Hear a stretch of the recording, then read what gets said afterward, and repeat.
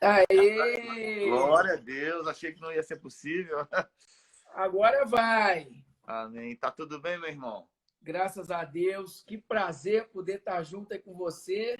Prazer. Você tá falando de onde hoje? Agora eu estou no Brasil. Tá no Brasil?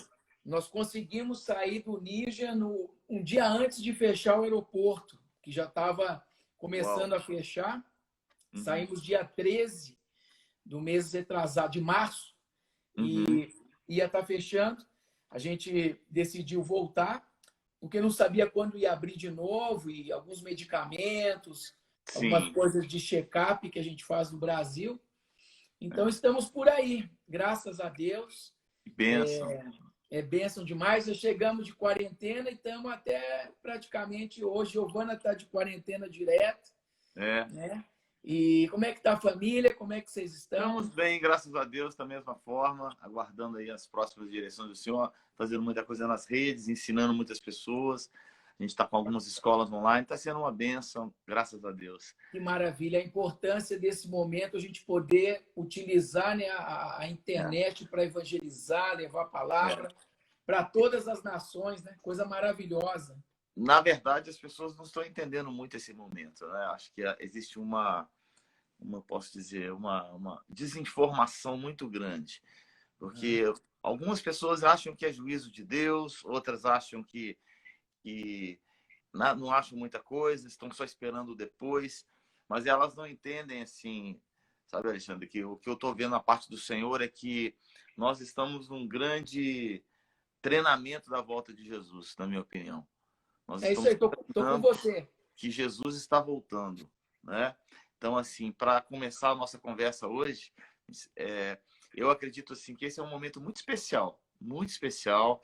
Eu tenho particularmente, claro, tenho sentido a dor de muitas pessoas sofrendo, muitas pessoas perdendo emprego, passando necessidades, outras perdendo entes queridos, não está sendo fácil. Conheço outras pessoas também que estão não apenas passando necessidade, mas assim, em casa, entrando em depressão. Então, isso tudo é a parte ruim da história, né? Dificuldade. Mas, se a gente pegar a palavra de Deus, os últimos dias seriam assim. As pessoas, elas não entendem que existe uma Bíblia que fala tudo o que vai acontecer. Elas só pintam um caminho assim maravilhoso para elas, né? Aham. Um evangelho surreal, né, da prosperidade, da bênção, mas ela esquece da cruz, ela esquece da volta de Jesus, ela esquece que tem um preço para ser pago, que nós temos que ser como o vento, né? Onde o vento soprar, a gente tem que ir, né? A gente Verdade. quer se agarrar demais, mas o nosso lugar realmente não é aqui. Nós somos peregrinos e estrangeiros nessa terra. E a igreja, ela de uma certa forma, ela quer ter uma afirmação que aqui é o lugar dela, mas aqui não é o nosso lugar, né? Esse aqui não é o nosso lugar, né? Eu tenho ensinado muito, eu tenho aproveitado esse momento, no momento assim, eu tinha acabado de escrever um livro falando sobre a volta de Jesus, sobre honra e legado, sobre como Deus está deixando um legado em nós. E assim, é algo impressionante assim, ver a falta de revelação das pessoas. Eu tô perplexo de ver assim como poucas pessoas estão entendendo, né? E eu fico dizendo assim, que o seu posicionamento aqui vai ser o que vai determinar o que vai acontecer depois, né? Então, o seu entendimento do que está acontecendo agora é aquilo que vai acontecer, é onde Deus vai te posicionar logo depois. As pessoas estão muito impressionadas nas redes sociais, porque hoje tudo virou as redes sociais, né? Mas elas se esquecem que a Bíblia fala que o caminho é largo, né? O caminho que leva à perdição é largo, mas o caminho que leva à vida eterna é estreito. Então, se ele é estreito, o caminho é estreito, significa então que pode ser não muito popular. Concorda comigo? O caminho Exatamente. estreito é um caminho que não é muito popular e não é muito agradável. Então, pode ser que as pessoas mais conhecidas, não digo todas, mas pode ser que muitas pessoas estão falando muita coisa e o caminho é outro. O caminho é o caminho estreito, né? Então, mas eu queria ouvir você também, meu irmão. O seu trabalho lá no Níger, eu queria que você falasse. A live é para você. Eu queria que você Não, eu tô. É falasse um bom. pouco do seu trabalho, do que está acontecendo lá, né? Amém. E Eu assim, fico feliz em poder ter esse bate-papo e tem muito a calhar essa abertura que você deu, porque é isso mesmo, eu estou com você nessa, não tem outro caminho, né? Não tem para onde correr, né? Como Pedro diz, para onde iremos? Só tu tens a palavra da vida eterna, só tu tens a palavra de vida. E é muito simples, o evangelho, ele é simples. As pessoas complicam, querem colocar muito julgo, querem falar o que Jesus não disse, querem se posicionar como Jesus não se posicionou, muito pelo contrário. Ele dava aquele livre momento, ele não trouxe arrastado ninguém para ser seu discípulo dele. Ele fez um convite, quem quiser ser meu discípulo. E isso depende de duas coisas, a gente tem falado bastante, mesmo até antes de estar falando da missão, tudo, mas o que eu tenho também visto bastante, sabe, Ricardo, é que as pessoas não estão entendendo o momento, não estão entendendo. Eles estão assim muito preocupados, muito temerosos, e isso faz nos mostrar uma realidade interna das pessoas, porque esse temor, esse medo do que está por vir e tudo mais, a Bíblia diz que quando o medo mostra que você não é aperfeiçoado no amor de Deus. Uhum. E Deus é amor.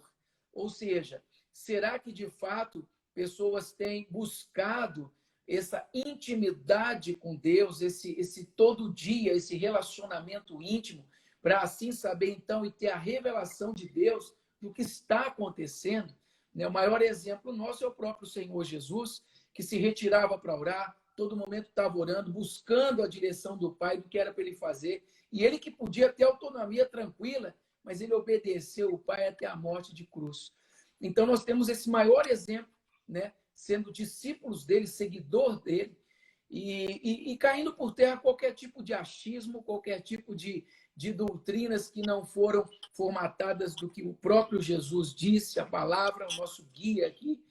Então, eu tenho observado isso também, né? Que eles não estão entendendo que a gente já está passando por momentos difíceis. Não é que vai vir ainda, já estamos. A intensidade só vai aumentar, né? E quer queira ou não, é bíblico, não tem para onde correr. Então, a gente tem que estar muito ligado, né? Eu vejo praticamente essa reclusão das pessoas. Para quem vive, por exemplo, como a gente, em países muçulmanos, em que há toque de recolher, a instabilidade de você saber se amanhã vai acordar ou vão arrombar a tua casa com metralhadora. Já vive isso é normal, né? Exatamente. O pessoal, Ricardo, o pessoal está todo com medo porque só tem que ficar em casa. Olha a bondade de Deus, a misericórdia de Deus, a compaixão do Pai para só falar, olha, você não está tendo tempo para mim? Vamos ver por outros olhos? Então, espera um pouquinho, deixa eu bloquear você em casa para ver se agora você se conserta, você renova aliança, você restaura casamentos, você restaura relacionamento com os teus filhos, você restaura o pai, e eu e você, meu filho amado. E o pessoal não está entendendo isso. Não está entendendo isso, porque muitas pessoas, inclusive amigos, falam, antes não tinha tempo porque tinha um monte de coisa para fazer fora. Agora não tem tempo porque tem que fazer o home office, o homeschool, limpar a casa. Quer dizer, agora não tem tempo porque não sobra tempo mesmo dentro de casa. Então, quando é que vai ter tempo para Deus, né? O que você acha disso, Roberto? Como é que é por aí nos Estados Unidos? Ou é só no Brasil? É a mesma coisa, meu irmão. Assim, na verdade, uma das coisas assim, que eu vejo que as pessoas não entendem, que o novo normal, que o pessoal está dizendo, é o normal da Bíblia. Essa é a realidade. O novo normal é o normal da Bíblia. Qual que é o normal da Bíblia? Eu falei isso na última live, vou dar uma palhinha. Vamos lá. Na verdade, assim, aquele que quiser viver piedosamente sofrerá perseguições, né? Claro. Então, assim, isso é bíblico. O que a palavra piedosamente no original é se parecer com Deus. Aquele que quer se parecer com Deus, ele sofrerá perseguições. Então, nós estamos vivendo um momento onde Deus está nos permitindo a gente se parecer com Deus, para que nesse momento a gente possa, nesse exato instante, nós possamos entender isso e consertar as nossas vidas. E não apenas isso, sabe, ter uma ter um compromisso maior com o Senhor e estar se posicionado para a volta dele. Porque as pessoas não falavam da volta de Jesus. As pessoas estavam mais preocupadas com a terra do que com os céus, né? Estavam enchendo mais eventos e igrejas do que povoando o céu. Essa é a grande verdade. E as pessoas estavam tão preocupadas com números, preocupadas com estatísticas e poder econômico, poder de mídia, que elas se esquecem de valores. Então, eu creio que um dos motivos pelos quais Deus nos mandou voltar para casa é simplesmente pelo fato que a gente precisa voltar aos valores da igreja, a essência real, o que é a igreja. Igual você falou, poxa, para mim não mudou nada, só mudou de lugar. Porque, na verdade, a pessoa que tem a visão do reino, pode ser que você não foi chamado para o Níger, outro foi chamado para a Suíça, outro foi chamado para o Haiti, para o Brasil. Isso não é o problema, sabe? Cada país tem suas nuances e tem seus... O problema das pessoas é o coração, né? Exatamente. É o coração. Você pode estar um coração mau na África e um coração correto nos Estados Unidos. Você pode estar com um coração mau, de repente, no Haiti, né? Ou você pode estar com um coração bom, com a motivação correta, com a visão correta lá na Suíça ou em qualquer lugar. Então, o certo e errado não tem a ver com lugar, tem a ver com o coração. Um dos versículos que eu mais entendo é Isaías 61, né? Diz que o Espírito do Senhor me ungiu para pregar as boas novas aos pobres. O original pobre ali de Isaías 61 é pitoco, que é a palavra original em hebraico, que significa pessoas em extrema necessidade, tá? E você não encontra pessoas de extrema necessidade só na África.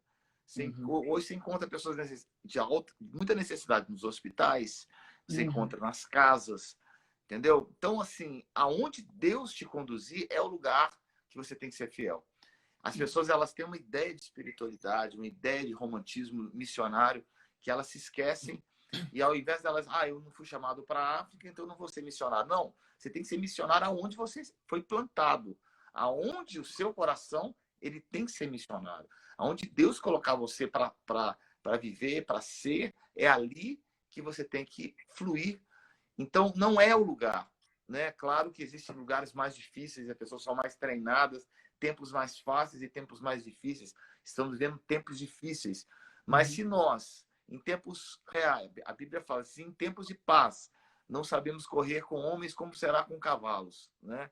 O que eu quero dizer com isso é que, se em tempos de paz nós não sabemos administrar o nosso tempo, viver de uma forma correta, viver piedosamente, como será agora em tempos difíceis? Não vai, na verdade, a pandemia e esse momento, sabe, o coronavírus, ele só potencializa quem nós já somos.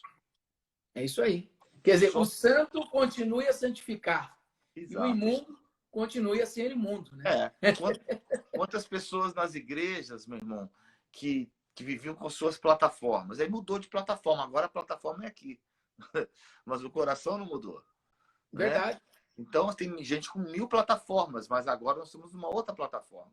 Então, a questão não é a plataforma, a questão é o coração. Exato. O mais triste é as pessoas quando saírem dessa situação e continuarem as mesmas pessoas. Isso é que é o mais triste, né? É o mais triste, porque muitas vão sair da mesma forma. E Deus, ele vê o coração, a gente sabe, a Bíblia fala, ele não vê como vê o homem, né? Então Deus está sabendo a intenção todinha de cada um, aonde quer chegar, o porquê quer chegar, se a intenção mesmo é levar o evangelho de Cristo, se a intenção é só aparecer ou fazer outra coisa, Deus sabe tudo. Ele sempre sabe e sempre ele está no controle de tudo. E, aliás, quando a gente descansa no Senhor, a gente tem essa convicção, porque nós descansamos nele. Ele está no controle de tudo e sempre estará. Então, uma coisa que também achei bastante peculiar a gente falar aqui, quando você estava tocando, veio claramente essa questão do coração, né? De não dá ibope você ir para o Níger, não dá ibope você subir favela, monte, morro, não dá ibope. E a gente não vê tantas pessoas com esse coração voltado a ser piedoso, como foi falado, a necessidade extrema em qualquer lugar. E você não acha Pelo que eu tenho entendido, você que está, enfim, ministra também sobre em várias nações, se eu estiver equivocado, por favor, me corrija. Essa questão de, tipo, não ter o entendimento que igreja somos nós, e não o building, e não o prédio. Então, quer dizer, eu não sou missionário, não tenho chamado. Então, eu não sou missionário, não sou igreja, não sou nada. Eu sou o quê? Só um membro que eu vou, bato meu cartão, devolvo meu dízimo por obrigação, dou uma ofertinha ali por desencargo de consciência, mas não entendeu que igreja somos nós, que nós somos a morada do templo do Espírito, somos cartas enviadas, cartas vivas, embaixadores de Cristo. Então, aonde quer que eu esteja, no mercado, no Walmart, em qualquer lugar, eu sou igreja, representando Cristo. Será que você não acha que tem... Eu tenho percebido que tem um pouco a ver isso, essa definição de ser igreja. E não ir para a igreja, mas ser igreja, que faz essa definição. O que você acha sobre isso, Ricardo? Eu acho que é exatamente isso, mas você só define que quando você só define a questão de ser igreja quando você tem uma intimidade com Deus e conhece a Deus, né? Porque muitos conhecem uma religião. Cada vez mais eu vejo assim, pessoas que conheceram uma religião, outras estão com medo do inferno, outras elas vivem uma outra realidade. Mas a grande pergunta, até onde você conhece Deus, né? Porque até onde a gente conhece Deus? Porque você conhece, a pessoa só conhece Deus na pressão, na pressão. Porque o fato da pessoa aguentar uma pressão e ainda ser fiel a Deus, isso faz da pessoa um discípulo. Existem muitos crentes. A definição que você deu foi sobre crentes, sobre cristãos, mas eu quero tirar essa definição e colocar discípulos. Isso. Os discípulos, é um outro nível, tá? O discípulo é aquele nível onde ele aguenta a pressão, ele é fiel, ele sabe o que ele quer, ele sabe de onde ele veio e ele sabe para onde ele vai, né? E eu acredito que Deus parou o mundo para formar mais discípulos. Amém. Amém. Tô dentro, tô nessa visão, mesma coisa. Sabe, Jesus não mandou a gente abrir igreja, né? Apesar de a gente ter que abrir igreja, mas ele mandou fazer discípulos. Mandou fazer Exatamente. Discípulos. O prédio ele vem para suprir uma necessidade dos discípulos se reunirem. Exatamente. Essa é a verdade, né? Agora, quando nós focamos no prédio e focamos no que as coisas que são, a gente não está errado você ter um prédio, não está errado, não. Mas sim, claro. O foco tem que ser em fazer discípulos e sermos discípulos de Cristo, né? E os discípulos, eles só são formados no deserto, né? Você já reparou que realmente os verdadeiros discípulos na igreja primitiva, eles tinham uma característica, uma essência, né? Não importava o que acontecia ao seu redor, não importava a realidade, a circunstância, se eles eram jogados na arena, se eles eram queimados vivos ou eles eram comidos por leões, eles tinham uma essência, eles sabiam quem eles eram, sabiam aquilo que eles carregavam e sabiam que eles estavam morrendo por Cristo, né? Isso. À medida que o tempo foi passando, o que foi acontecendo, né? A igreja se aliou ao lado político, né? E aí, à medida que aliou-se ao lado político, a gente tentou fazer uma igreja cristã. Aí deu no que deu. Aí né? foi. A idolatria fez tudo isso. Então, eu tenho muita preocupação hoje com o Brasil. Não que eu não creia que Deus não levantou políticos, etc. Ele faz isso. Mas a gente tentar levantar um ídolo, uma idolatria na área política. Porque o que vai resolver o Brasil, o que vai resolver o problema das nações e essa situação é quando a igreja ela se torna igreja, né? E ela se tornando igreja, ela salva o mundo, ela traz uma luz, ela faz a diferença, né? São a relevância do mundo, né? A igreja primitiva ela foi relevante, né? Depois que ela se aliou, ela perdeu a relevância, tá? Ela perdeu a relevância. Então a gente quer o quê? Nós queremos ser relevantes ou queremos ser conhecidos? Queremos ser cristãos cheios de igrejas ou queremos ser discípulos? Exatamente, essa é a questão. E tem muito a calhar, né? Essa ideia de quando...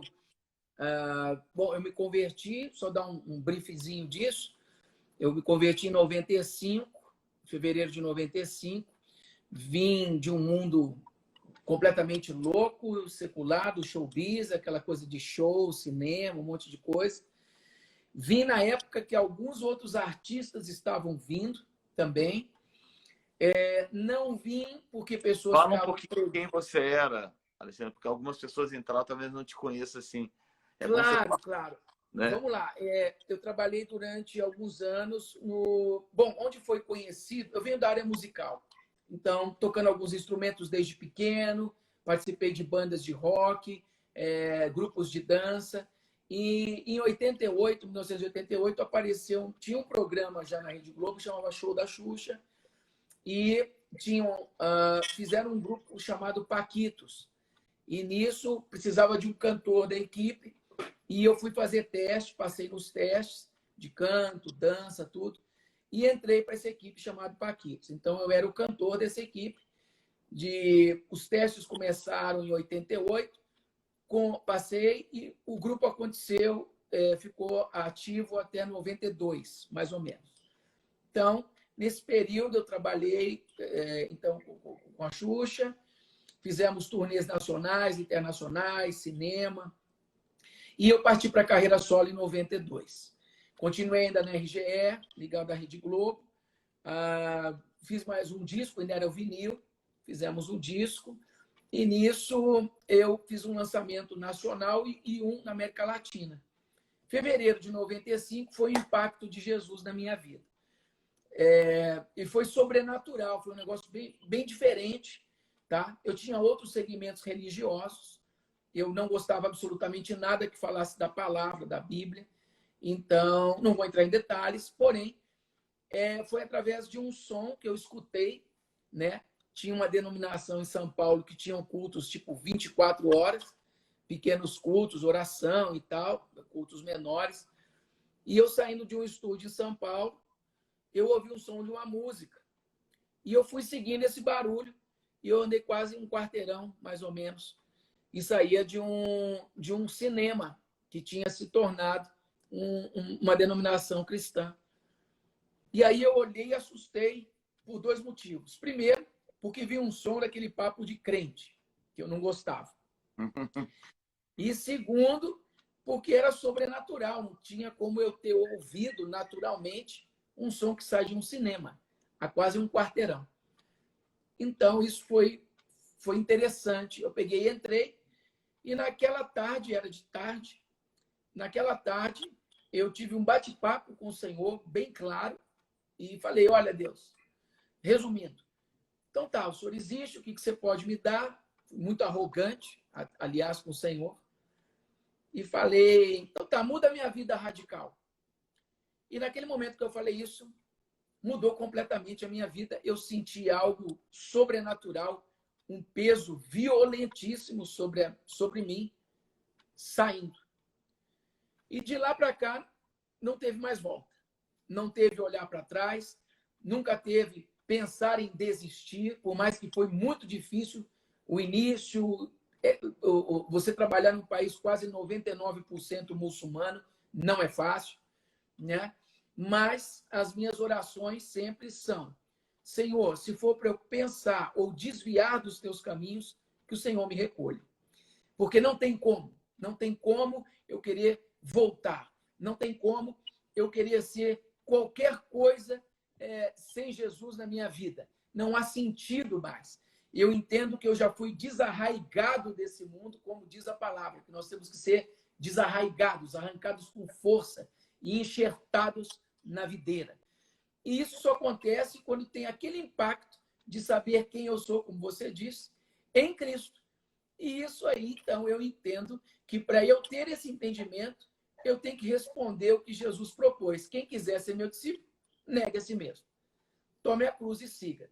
É evidente que não teria como, se eu, com os meus pensamentos, com as minhas ideologias, os meus achismos, meu egocentrismo, querendo os aplausos do mundo, ou então aplausos das denominações quando falavam o meu nome, ou eu estava fazendo um louvor, eu te amo, lindo, não sei.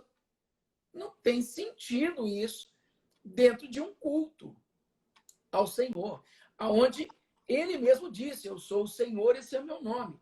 A minha honra e glória não darei a ninguém, nem as imagens de escultura. Então, Deus não divide a sua glória e com ninguém. Então, isso tudo foi vindo através do conhecimento, da palavra. Eu tinha muita sede de conhecer a palavra do Senhor. E então me aceitaram, me matriculei, fiz cursos de teologia, né, com concentração em missiologia, transcultural e capelania. E eu comecei a servir no Brasil, não fui jogado de paraquedas no Níger. Então eu já tinha esse desejo, o Senhor mudou meu coração, tirou aquele coração de pedra, duro, egoísta, ciumento, enfim, e colocou um de carne, com sentimentos de compaixão, de amor ao próximo, de perdão. E assim foi acontecendo. E aí eu comecei a trabalhar em São Paulo com as pessoas de rua, os menos favorecidos. Eu trazia mendigo para comer, tomar banho na minha casa. Então, assim, foi uma reviravolta. Deus fez um negócio tão assim, radicalizou. Glória a Deus. Porque ele me tira do estrelato e fala, vem cá, filho, agora você vai trabalhar aqui agora. Com os rejeitados, né? Glória, maravilhoso isso. E aí aqueles garotos que cheiravam cola, Praça da República, e mendigos, eu não tinha sono. Eu era um músico boêmio, então saía de shows, barzinho depois, festinha, hotel, aquela, né? E eu falei, então o que eu vou fazer agora com Jesus? Então eu comecei a evangelizar nas madrugadas. Eu não tinha sono. E aí assim foi indo. E foi indo. Aí me casei em 2001. Me casei. E uma mulher de Deus, Giovana, né? Mineira, né? Que bênção. Bênção. E aí casamos e ela tinha essa mesma vontade. Isso, tanto é que nas nossas conversas pré-casamento, eu falei para ela, olha, você tem que estar comigo para onde eu for, você é auxiliadora, como diz a Bíblia, idônea, então você vem me auxiliar uma visão que Deus tem dado para a gente estar seguindo junto. E é necessário e fundamental você do meu lado, me acompanhando, de olho. Ó, mozão, aqui cuidado, ali, aquelas coisas detectadas, né, que só as nossas esposinhas sabem nos ajudar.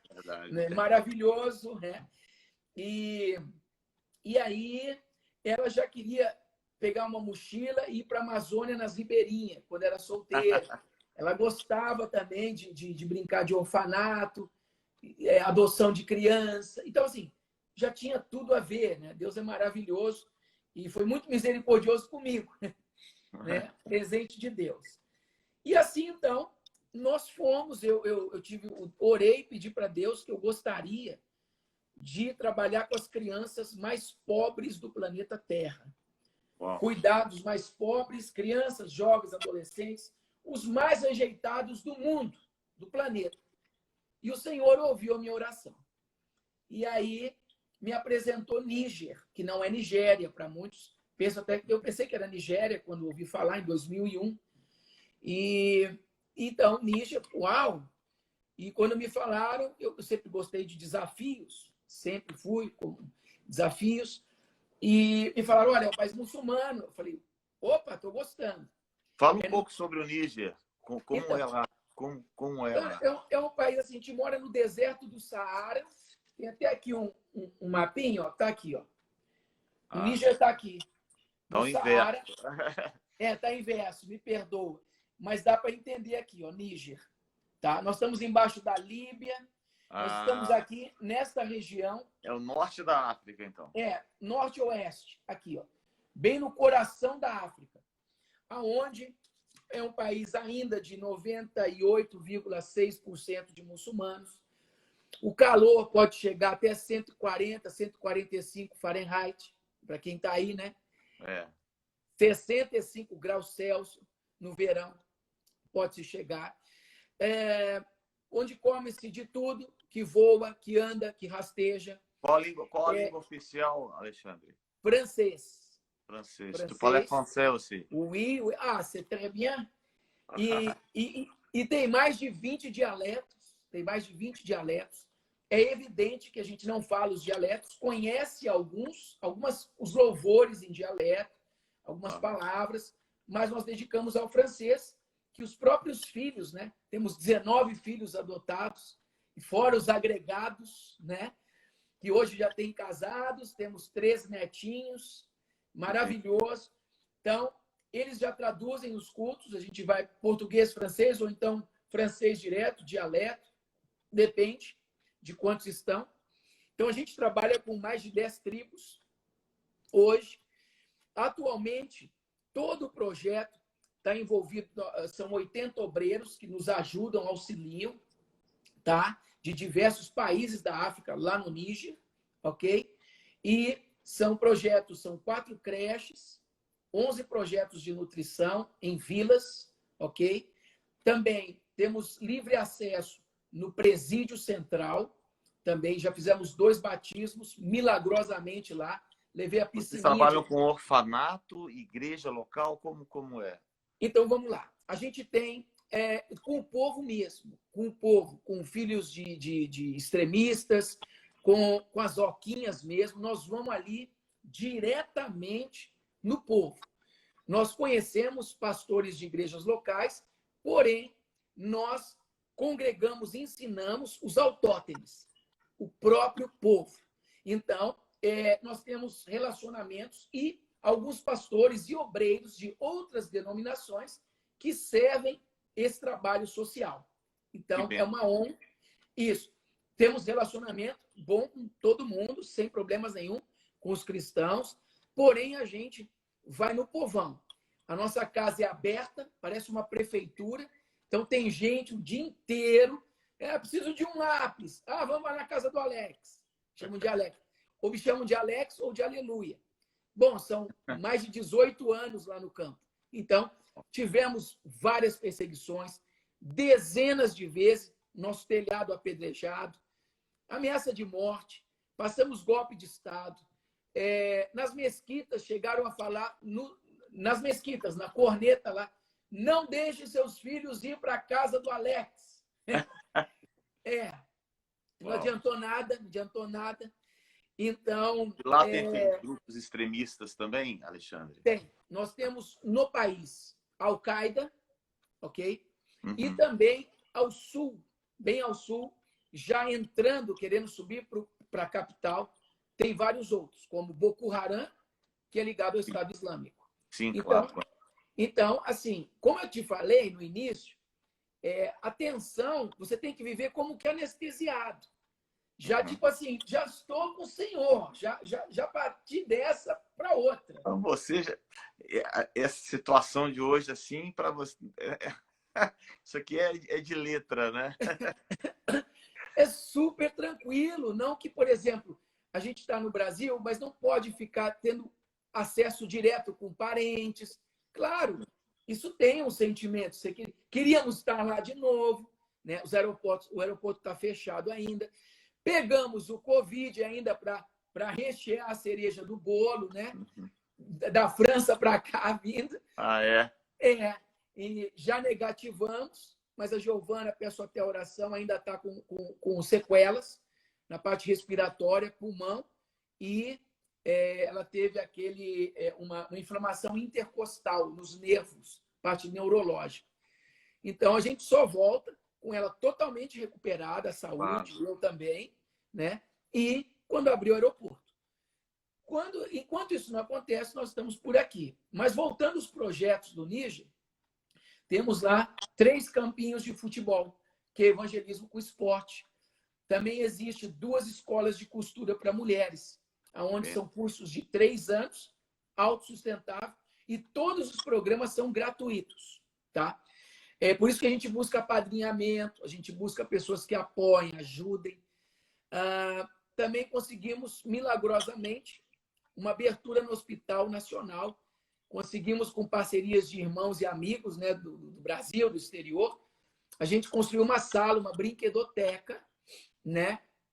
E aí temos acesso livre para evangelizar, quando quiser, assim, quando quiser, à vontade. Trabalho com cegos também. Então, a gente tem trabalho com cegos, que para o muçulmano, uma pessoa deficiente de qualquer setor, qualquer área, ela é excluída, como tipo uma pessoa que tem pecado, que está imundo, enfim, é uma pessoa excluída. E ainda com uma parceria local, o trabalho com refugiados, que vêm de outros países. Então, você imagina o nível de um refugiado que o Níger está sendo benefício para ele. Então, é isso, o desafio é esse. Hoje são em torno, damos comida para em torno de 1.000 crianças por dia, tá? E todos os projetos que a gente ainda não consegue dar alimento, por falta de recurso, são em torno de 1.500 a 1.600 envolvidas pessoas. E indo para essa segunda geração de discípulos de Jesus.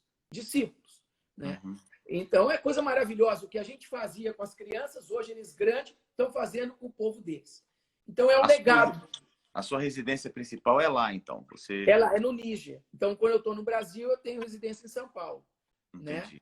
E Entendi. graças a Deus, porque tem muitos missionários que às vezes voltam do campo, tipo, não serve para mais nada. Então, não tem nem onde morar, não tem nada. Glória a Deus que ainda a gente tem uma condição, tem aqui como viver, né?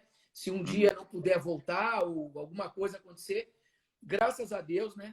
E é uma outra falta de entendimento também das pessoas. A primeira coisa que se corta, quando está apertando, é sustento do missionário. Não, nos Estados Unidos, não, só no Brasil. Né? Não, aqui também. Mas aqui existe eu acho que existe uma tradição de se manter missionários, né? Assim, na verdade, os Estados Unidos ainda é o país que mais investe em missões no mundo, né? Sim. Ainda é.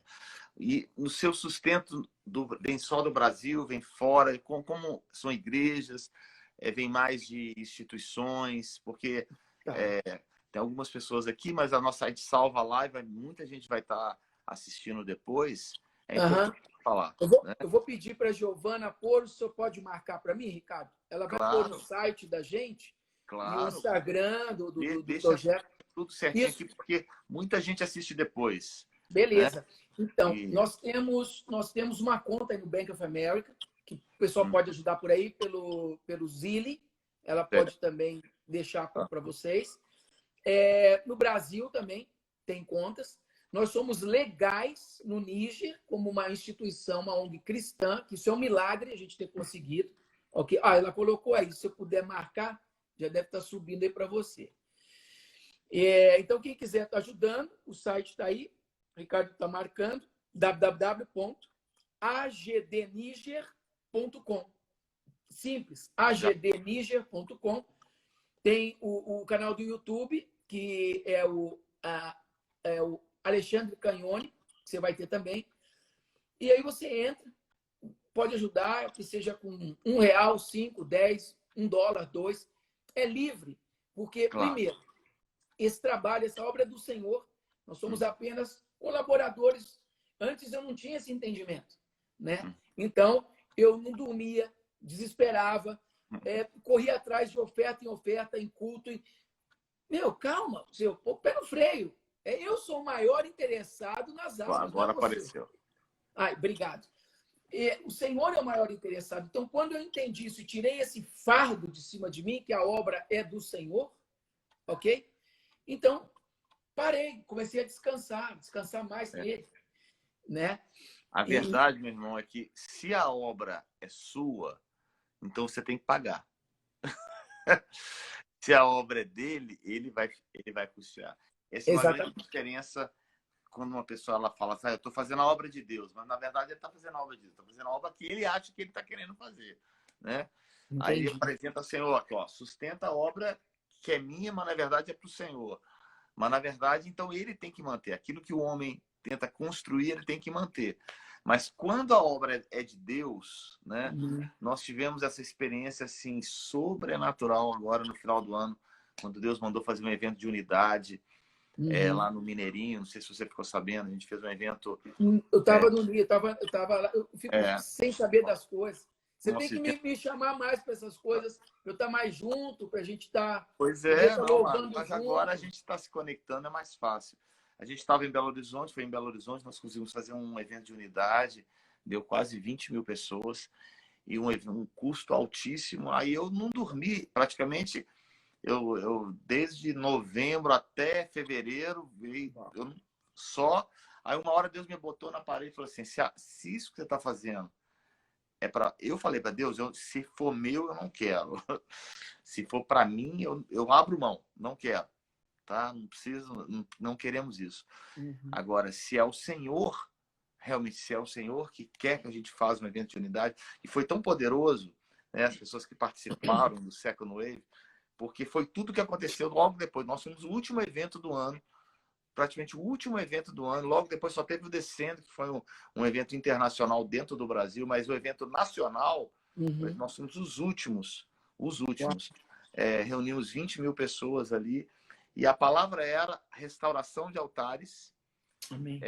colocar a casa em ordem, arrependimento, choro, colocarmos as pedras no altar em ordem, como Elias fez antes que caísse fogo do céu, Uhum. sabe?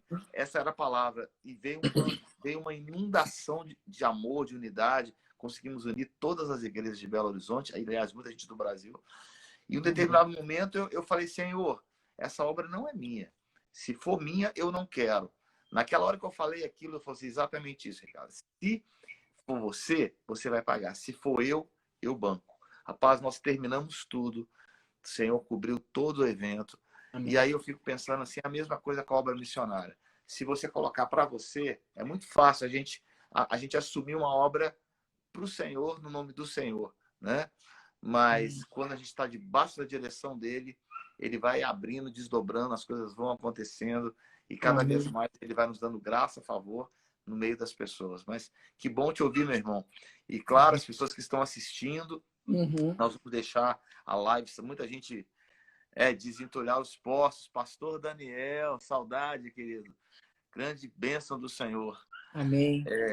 Mas eu creio que muita gente vai estar assistindo. Eu acho que poder colaborar com você também. Quando é que você está voltando para o Níger? Então, depende de abrir o aeroporto lá de novo, né? E depende da nossa restauração da saúde. Peço até oração para todos que estão aí, aqueles que puderem estar entrando no canal da gente também, Alexandre Canhone Oficial, se inscrevam. A gente também faz lives de estudo aqui, sempre fez, todos os dias, 19h30, vários temas. A gente está falando, inclusive, esse tema agora, que a gente está nesse momento, cuidado com as tentações do diabo. A gente já falou também sobre amor, já falamos sobre Jesus é a porta. Então, a gente faz temas para o pessoal estar acompanhando de casa. Então, é bem bacana. Tem um canal infantil também, nesse período todo. Tem um canal infantil que a gente também já criou. Toda quarta-feira tem episódio novo, que é do YouTube, Turma do Xande. Turma do Xande, XAND. Então, você pode se inscrever para os seus filhos, é bem bacana, tá? Então, tem a vovó Girafa, tem o Xandinho, meu Deus! Tem o Xandinho e tem o Dog também, o Doguinho. É bem bacana, então vale a pena também estar junto. E eu queria falar também só um pouquinho sobre o ser igreja, né? Aonde você estiver, ser esse embaixador. Então, na Índia, a gente nem falou sobre isso, mas na Índia nós temos uma parceria, tá? Há 10 anos lá também. E lá na Índia são os Dalits. São 100 crianças dos Dalits, aquele pessoal que ficavam no lixo, aquela questão toda, né? E hoje eles têm uma creche, são 7 obreiros lá, 7 famílias que cuidam, também muito idôneos, muito queridos, e tem uma escola de costura também, tá? Para as mães e para as mocinhas estarem aprendendo, forma de evangelismo, e de final de semana eles reúnem. Agora, com essa vinda para o Brasil, o Senhor não deixou eu ficar descansando, e não tem como. E eu não aguento também. Aí eu estava descansando uma tarde aqui em casa, de uma live e tal. Aí eu deitei, o Senhor, tive fome, me desse de comer. Levantei, falei, bora começar uma campanha para começar pontos de arrecadação de alimentos para cada estado, para cada país, suprir os necessitados locais. Então, a gente faz uma rede, a gente divulga nas redes, tive fome, campanha, tive fome, deixa de comer, e já está acontecendo. Em menos de um mês e meio, já foram mais de 600 cestas básicas. Isso aqui no Japão, Estados Unidos, ali na parte lá de Massachusetts, lá para o lado de Boston, no Brasil, vários estados. E para quem quiser ajudar, que seja com sabonete, doando alguma coisa, fala só. Quando você depositar, manda um zap ou um inbox. Ó, para a campanha Tive Fome no Brasil, ou então Tive Fome Níger ou Índia. E a gente redireciona. A gente vai ter uma live, inclusive, só dessa campanha, que se tornou mundial. E quem quiser participar é muito simples, né? É só entrar no site, de repente, eu quero representar, sou aqui de Indaiatuba. O João, quero ser um local de arrecadação, e ele mesmo vai gerar isso e entregar para os necessitados. Então, é assim. E aqui no Brasil é isso, eu não aguentei. Hoje eu já fui para 2 comunidades, né? Porque eu já estou podendo sair. Ontem eu estava em Campo Limpo, Paulista, que é uma outra favela grande, comunidade grande. Anteontem, eu já estava na cidade de Tiradentes. Então, assim, eu estou subindo o morro, estou conhecendo mais favela aqui, como nunca conheci na minha vida em São Paulo. Alexandre, E, assim, eu queria te fazer uma pergunta nesses momentos que a gente tem ainda. Eu acho que uma das coisas que você foi mais provado, provavelmente uma pessoa, a gente está acostumado, né? Já fui muitas vezes a Moçambique, eu trabalho aqui né? O meu propósito principal, onde eu estou, a gente tem um trabalho aqui no Haiti, em Cuba, né? Então, um dos propósitos principais que a gente percebe, que a gente apoia também, né? É a tentativa do diabo de roubar a paz e trazer muito medo, né? O que você falaria para as pessoas, né? Hoje, estão nos ouvindo aqui agora, em relação a medo? Porque acho que provavelmente você venceu o medo. Na verdade, você tem que vencer o medo para você, para sua família, para aqueles que estão perto de você, né? Para você permanecer num lugar como esse. O medo provavelmente deve ser um dos seus maiores inimigos, vamos dizer assim, né? E acho que uma vez eu falei, acho que foi uma das primeiras lives que eu falei quando aconteceu tudo. Eu falei, olha, eu tenho costume de ir no Haiti, tenho costume de ir em Cuba, eu vou em muitos países, já fui a mais de 42 países, Moçambique, eu sempre amo missões, né? Não moro lá, mas eu sempre estou lá. E essa interatividade, assim, já estive com o Heidi Baker várias vezes ali no centro, ali no interiorzão de Moçambique, um foco de malária terrível. E aí a gente tem que olhar para o Senhor, ele tira todo o nosso medo e vai embora. Mas uma das coisas principais que eu vejo, que eu só queria completar, eu falei, olha, o mundo até janeiro de 2020, né? O Haiti estava ali, Níger estava ali, Moçambique estava lá, ninguém nem sabia, né? Porque aquilo não encostava, não ameaçava ninguém. Na verdade, tipo assim, você vem trazendo a sua dor, você vem trazendo a dor das pessoas, né? Porque a grande verdade, quando a gente vai a primeira vez que eu fui a Moçambique, eu falei, Senhor, me dá o teu coração para essas pessoas, porque eu não amo elas como o Senhor ama. Verdade. Aí você começa a carregar, a receber de Deus o quê? Uma compaixão por aquelas vidas. Aí você começa a amar aquelas vidas. É um dom que Deus te dá, é algo que Deus te dá. Aí você volta achando que você ia dar, você mais recebe do que dá. E aí a palavra que eu coloquei, falei no início, quando a pandemia começou, foi, olha, interessante o que está acontecendo, porque agora você não precisa ir no Níger. O Níger veio até vocês.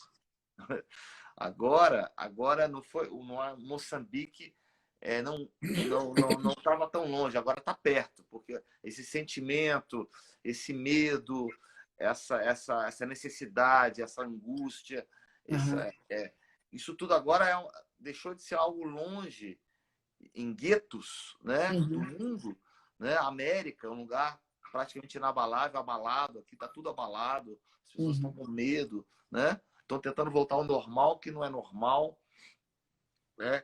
E agora, eu falo, agora missões se tornou algo mundial. Você já reparou isso? Pois E é. agora a necessidade é mundial.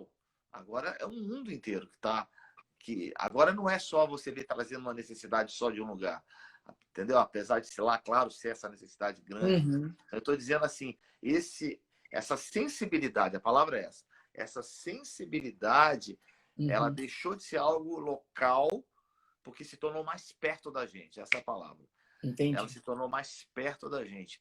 E isso aí porque Jesus está voltando, na minha opinião. Então, fala um pouquinho sobre isso, como você venceu o medo nesses Amém. momentos finais aí. Eu estou com você nessa. Eu acho que aquela questão de o amor de Deus nos aperfeiçoa e lança fora todo medo.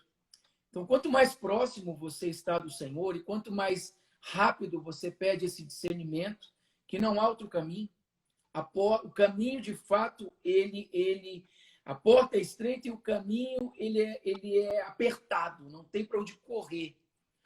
Então, quando você tem esse entendimento, essa convicção que você já está, somos mais que vencedores, ou seja, mesmo que eu morra, eu já sou vencedor. Eu já estou. Que nem aquele campeonato de futebol que o cara está marcando, jogando só para cumprir tabela, mas ele já é vencedor. Sabe aquele lance? Então, eu já sou, eu já estou em Cristo. Já me catapultou para a vida eterna, porque o Espírito de Deus está em mim. Eu estou consciente disso. E eu estou buscando o meu Deus de todo o meu coração. E é só olhar e crer na palavra. Fé. O Senhor diz muito, não temas. Creia somente. Não temas. Não se preocupa. Quantas vezes a gente ministra isso? Quantos estão nos ouvindo? Ministraram já para outros. Não haver de se preocupar com o dia de amanhã, com o que tem que comer, beber. Não, é só viver isso aí. Agarra, pega para você essa palavra como uma palavra rema, vindo do trono do Pai. Coisa linda. Então, é isso. Olha, onde a gente viu a morte várias vezes de cara. Uau. Ok? Uma das piores com a família, com a minha esposa, a gente segurando a onda em 2015, onde queimaram a nossa casa. Ok? Lá no Níger. Foi o maior ataque que teve. Queimaram mais de 80 lugares, entre escolas, templos cristãos. E aquela multidão vindo com foice, pedaço de pau. A cidade em guerra. Em guerra. E foi o tempo de entrar no carro e sair. Acho que foi o dia que eu andei mais devagar com o carro, a gente louvando a Deus. Se deparasse com uma turma virando com pau e tudo, era nosso amém. Eu não sei explicar a sensação que a gente teve naquele carro. Como se estivéssemos anestesiados, já nem estava ali mais. Eu acho que era esse tipo de sensação, sei lá, quando os cristãos, né, os discípulos do Senhor, de Atos, os outros que entravam nas arenas, o leão vindo, eles adorando a Deus, aleluia, porque esses caras estão loucos, estão louvando a Deus, o leão arrancando a cabeça. Eu não sei, acho que Deus tem uma misericórdia, ele dá uma, sei lá, ele dá um algo diferente. Como Estevão ali apedrejado, olhou. Acho que eles estavam em outra. Eles já estão, sabe, tão assim, Senhor, eis-me aqui, né? Pai, o teu espírito, nas tuas mãos está o meu espírito. Então, a gente tem que entregar em vida, ter essa mesma sensibilidade que o Senhor na cruz. Pai, nas tuas mãos entrego o meu espírito. Ou seja, você já entregou, já foi. Você já morreu, né, meu irmão? Já morreu, negue a si mesmo, você está morto. Cruz, né, te lembra a morte. Então, você está morto, tem que manter isso aqui morto. Então, vai essa dica. Essa dica. Não temas. O Senhor é contigo por onde quer que andares. Há promessas. O Senhor estará conosco até os fins dos dias, o final dos séculos. Então, o Senhor está aqui. E Ele é amoroso, Ele é Pai, né? Então, procure entender, discernir esse momento de arrependimento, de joelho no chão, de lágrimas. Senhor, eu estou aqui. Se arrepender de um monte de coisas, restauração de famílias, de casa, de casamento. E que o Senhor nos ajude, né? A continuar. É verdade. Você já está morto, né, meu irmão? A grande verdade é que tem muito crente muito vivo, né? Acho que Deus parou o mundo para chamar a atenção da igreja, para ela viver uma vida de morte e depois de ressurreição. Essa é a verdade. O evangelho que não coloca cruz não é evangelho. O evangelho que não coloca sacrifício não tem o fogo do Espírito, né? Então, a gente, de uma certa forma, a igreja se calou. A verdade é que a igreja se calou diante de um evangelho que não se fala sobre cruz, né? Verdade. Então, assim, pessoas como você, que está fazendo um trabalho magnífico, né, na África, se tornam ícones, né? Puxa, tá, mas na verdade é para todo mundo. O evangelho para todo mundo. É para todo entendeu? mundo. No evangelho não caiu de qualidade porque um está na África, outro está... Não, o evangelho é o mesmo. Só parece que assim, as pessoas elas colocam, não, esse é o chamado do irmão de sofrer, né? Já viu isso? Esse é o seu chamado de sofrer. O meu chamado é outro. Os chamados eles podem ser diferentes, né? Os lugares podem ser diferentes, mas a essência não pode mudar nunca. A essência não pode mudar nunca, né? Você pode estar em lugares diferentes, você pode estar vivendo coisas diferentes, você pode estar sendo chamado para estar trabalhando com pessoas diferentes, mas a essência de quem você é e o evangelho pregado, ele não pode mudar. Né? Inegociável, né? Inegociável. Exatamente. Né? E, por exemplo, pessoas que moram em prédio, tudo, o que custa pegar o interfone, ligar para pessoas que até nem conheço, eu estou ligando para saber se está precisando de alguma coisa, se pôr à disposição, quer dizer, ser igreja, fazer o que Jesus faria. Tem gente, às vezes, que não pode, casais de idosos que não estão recebendo parentes. Precisa comprar alguma coisa? O senhor está precisando de alguma coisa? As pessoas até estranham quando você liga para perguntar se precisa de alguma coisa. Fala, o que esse cara está querendo? É verdade. É verdade. Eu fui ajudar um camarada na garagem outro dia, que não estava pegando o carro, ele assustou. Falei, não, obrigado. Isso não era nem agora, tá? Foi um tempo atrás, não tinha nem Covid. Ele assustou, sei lá. Tem amigos meus, tem grupos de pessoas indo para os hospitais cantar.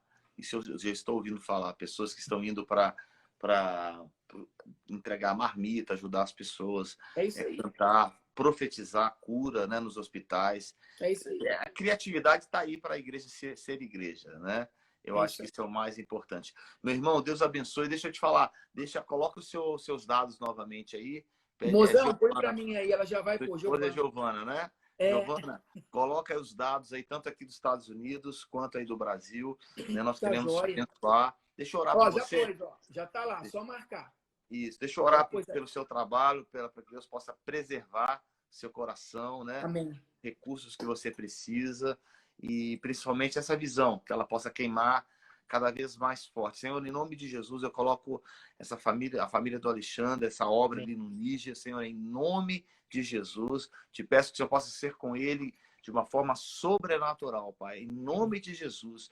E nós, como ministério, nós, como igreja, nós queremos cobrir a vida dele, Pai, com realmente trazendo tudo aquilo que ele precisa, ser igreja, Pai, em nome de Jesus. Traz a bênção do Senhor em todas as áreas, suprimento, o emocional, Deus, a saúde deles, restaura a saúde da Giovana, dele, Pai, em nome de Jesus. Eu te peço, Deus, que possamos voltar a essa essência de sermos igreja. Amém. Em nome de Jesus. Queremos, como igreja, abençoar esse trabalho, ser tu uma bênção ali no Níger. Quando ele voltar, que seja muito mais frutos, muito mais, infinitamente mais do que ele pensa ou pedir ao Senhor, Deus, que eu possa conceder para ele nesse trabalho muitos mais frutos, em nome de nós. Queremos abençoá-los, em nome de Jesus, que eles possam retornar o mais rápido possível em segurança e bênção, em nome de Jesus. Amém. Meu irmão, amém. Foi um prazer ouvir seu testemunho, bênção demais. Muita gente vai estar assistindo aqui depois, eu vou salvar, e aí, com certeza, Deus fará milagres. Que Deus abençoe sua família, ministério, Obrigado, trabalho, todos os projetos que vocês cobrem lá em Haiti e Moçambique, é isso?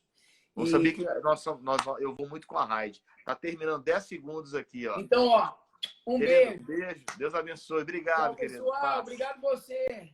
Paz, querido.